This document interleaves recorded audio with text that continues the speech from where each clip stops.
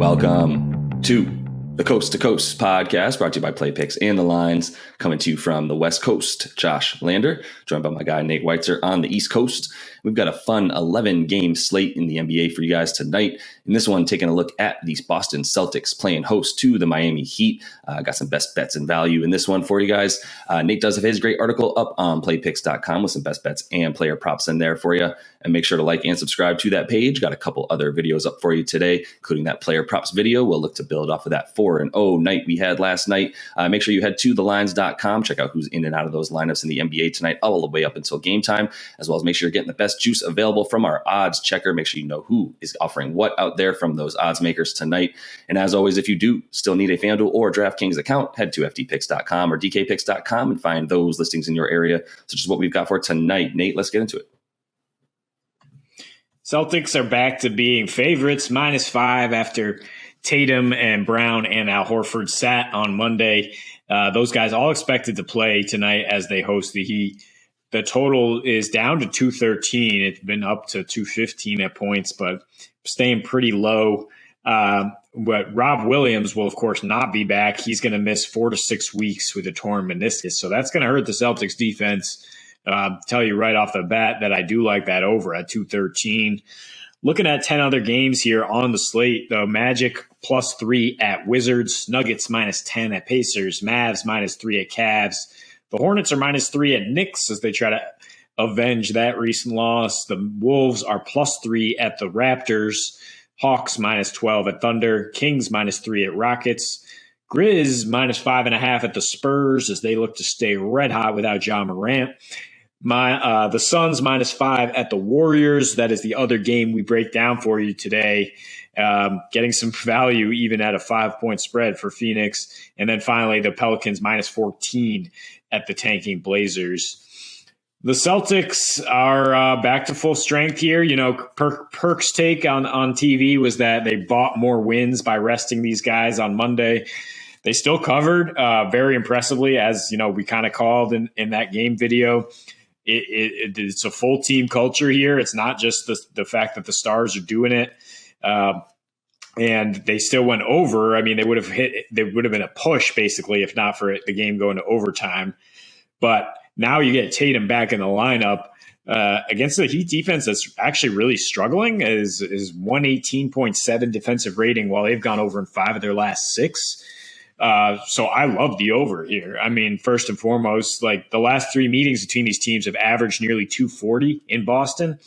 Granted, you had some overtimes in there, but I mean, Boston scored 122 on the Heat at the end of January with no Jimmy Butler or Kyle Lowry to kind of return serve in that game.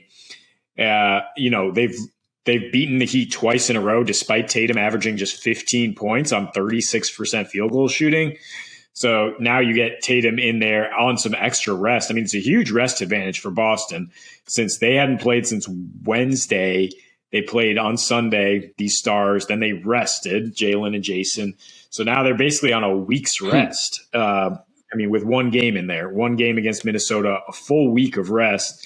Going against the Heat, which have been playing a pretty tough schedule, a lot of road games, and dealing with some infighting that has contributed to them being awful lately. I mean, 2-8 against the spread over their last 10. I'm wary to just say, let's target the Heat because every time they're underdogs, they seem to clap back, and that is absolutely supported by the numbers this year. They're 15-6 as underdogs, 11-5 as road dogs, but even pretty much the same numbers in terms of going over when they're dogs, 14-7, 11-5 to the over as road dogs, including 6 of their last 8, and 10-2 to the over with a rest disadvantage. As I mentioned, Celtics have a huge rest advantage. Those games have gone over by 8.5 points per game. Surprisingly enough, because Miami was such a defensive juggernaut the last couple of years, they have the highest over rate in the Eastern Conference this year, and second highest to Minnesota overall. They've gone over in 44. They're 44, 30, and 2 to the over on the season in all situations. But this is a situation where they definitely would tend to go over. And the last thing I'll say about that is, I mean, that they give up the highest percentage of points off threes on the road, and Boston's just scorching while going over in 6 straight with a 130 offensive rating. They're hitting 17 threes at a 44% clip. So I think Boston could drag this over on its own. It's the same thing, we talk about with the Suns. If you want to just take their team total, because there's a chance they just shut down the Heat on the other end, maybe you just want to take Boston's team total, or maybe you want to tease it down so you get Celtics at -1 and get that over at just 209 right now, which seems very likely to hit.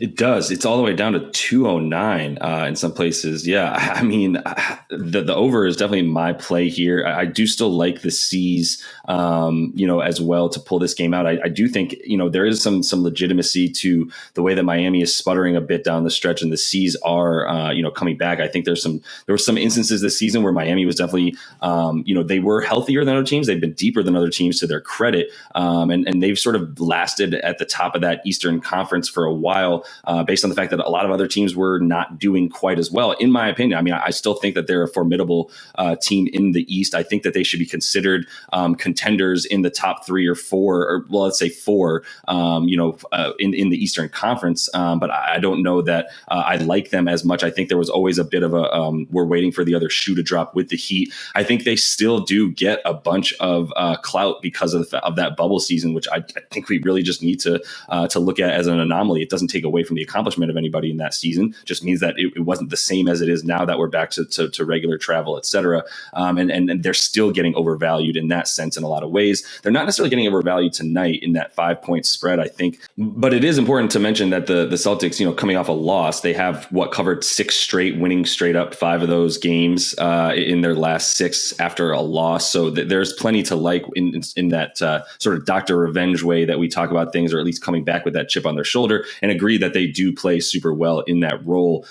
There's some conflicting numbers about the win is really the only thing, in terms of how Miami, to your point, how they played as underdogs, covering in 15 of 21 games and 11 of 16 when they're on the road. But the over is hitting for the Heat, not necessarily because they're world beaters and dropping 130 a game, but more so just because of the fact that those spreads are so insanely low for this team. 209, 210, 217, 218, 214. I mean, they had that 231 total set for the Nets and the T-Wolves, who are both playing at a super fast pace, and the Nets obviously an offensive juggernaut. But everywhere else you look, against any which way you cut it, the Heat, they're going over to the extent that they are because of the level of their total and the size of that each game. So they're still going to get that value because of that, their defensive prowess, which is how they win. I mean, they still do have the 4th best defensive rating since the All-Star break, despite the fact that Kyle Lowry has missed a bunch of games. And obviously we know guys coming in and out of that lineup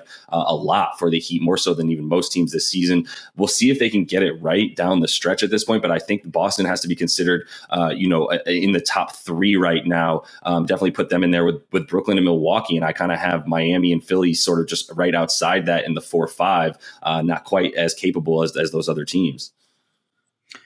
Yeah, Miami is not a world beater defensively right now because Tyler Hero is being hunted. Teams are getting really good at being able to switch on to him, and there's nothing Spo can really do. He might switch to zone at times. I mean, he has a lot when Hero gets hunted again and again. But the way the Celtics are shooting from 3, that's probably not going to work. I mean, Hero has no good matchup with all the physicality on the floor, on the wing for the Celtics. In this last matchup, he posted a 133 defensive rating. And then recently the Sixers, they beat the Heat without Embiid or Harden just by switching mostly Tobias Harris and Maxey onto Hero, just running a simple weave up at the top, and Hero could not stop them getting to the rim. So, I mean, Boston should be able to score at will here. And I think at the other end, we can't underestimate the importance of Rob Williams, who leads the league actually in offensive and defensive rating, but mostly it's his defensive prowess that's been so incredible. And the Celtics now in their last 3 without him have a 117 defensive rating. They've really been trending down in terms of their defense lately after that incredible surge, which is why they've gone over in 6 straight, because their offense has just been so good. Again, scoring 125 points per game in that span. So I think you probably don't actually need to tease this. I think you could just take the plus 190 to get Celtics money line and over. And then rather than saying we need to tease it down to 209. 213 is still pretty damn low. I think the Celtics are going to score over 113 on their own, and I don't think the Heat are really going to lay down the way they have in the previous two meetings with Boston. Having just lost first place or being neck and neck with Boston, this is a big spot for them for sure. And just the way that this team seems to be galvanized when they fight with each other or when they fight with anybody else, I am a little wary of saying Boston's going to blow them out or cover 5, but I do like the over, and I think Boston will pull out the win. I agree. I would also start talking a little bit about Jason Tatum. The man has still gone completely off. He doesn't have the world's greatest numbers against Miami, specifically in the last couple of seasons. I mean, he's still getting over 23 points a game, actually getting about 7.5 boards as well in his last 4 versus Miami specifically. But I'm sure at this point, if you've listened to anything to do with the Celtics over the course of the last month, pretty much entirely in March, you know how well he's playing. You also should probably know how well he's playing at home in his last, 7 at home. We're talking 34 points a game, 6.5 boards and 5 assists in those last 7 at home. And the only time he's failed to score more than 30 points or more in those games was twice against Utah, once against Dallas. Every other game, we're talking in his last 7, he's got 30 plus. His prop tonight on DraftKings is 27.5 points. I know we both think that total is a bit low, which would also indicate that we think that, Jason Tatum is going to get those points for them tonight and continue to be the playmaker and scorer that he's been for the season, the entire last month of March and even February as well. So that is all the time we have for you. And this one should be a very good game tonight. Make sure you do like and subscribe to that page and check out the other couple videos we have for you in this big 11 game slate tonight. And until we see you next, happy betting.